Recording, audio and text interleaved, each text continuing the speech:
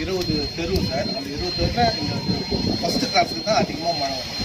மழை வந்தால் லாஸ்பேட்டை, நாவுகுளம் அந்த இருக்கிற தண்ணியெல்லாம் இந்த பக்கம் தான் வடிகால் வருது.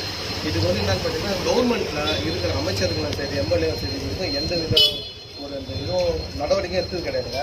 வடிகால் வாரியம் அமைக்கிறேன்னு சொல்லிட்டு பொது பண்ணிக்கூட சொன்னாங்க. அதுவும் ஃபெயிலியர் ஆகிடுச்சு. சிவாஜி ஸ்டேச்சுஸ் வச்சு அந்த பக்கம் போகிற தண்ணி எல்லாமே இந்த பக்கம் திருப்பி விட்டுறாங்க. நேற்று நைட்லேருந்து எங்களுக்கு கரண்ட்டு கிடையாது. தண்ணி 7 அடி மட்டம் வரைக்கும் தண்ணி வந்துருக்கு.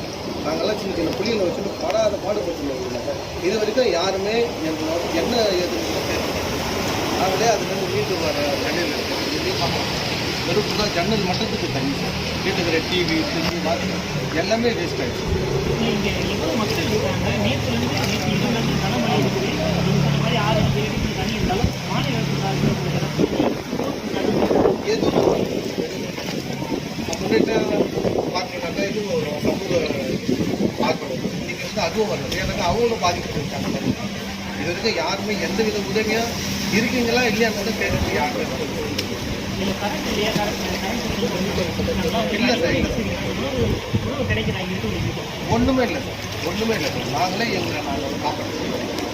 எந்த விதமான ஒரு உணவோ இருக்கீங்களான்னு கூட கேட்கறதுக்கு யாருமே வரல சார். பகுதிவாசி தெரிவித்தது போலவே இன்று காலை பெரிய அளவில் இந்த திருப்பம் முழுமையாக பணியினால் தாக்கியிருப்பது தற்பொழுது ஒவ்வொரு குழுக்களாக மாநிலத்தில் அரசப்படுவதாக சுகாதாரத்துறை அறிஞர்கள் தெரிவிக்கிறார்கள்.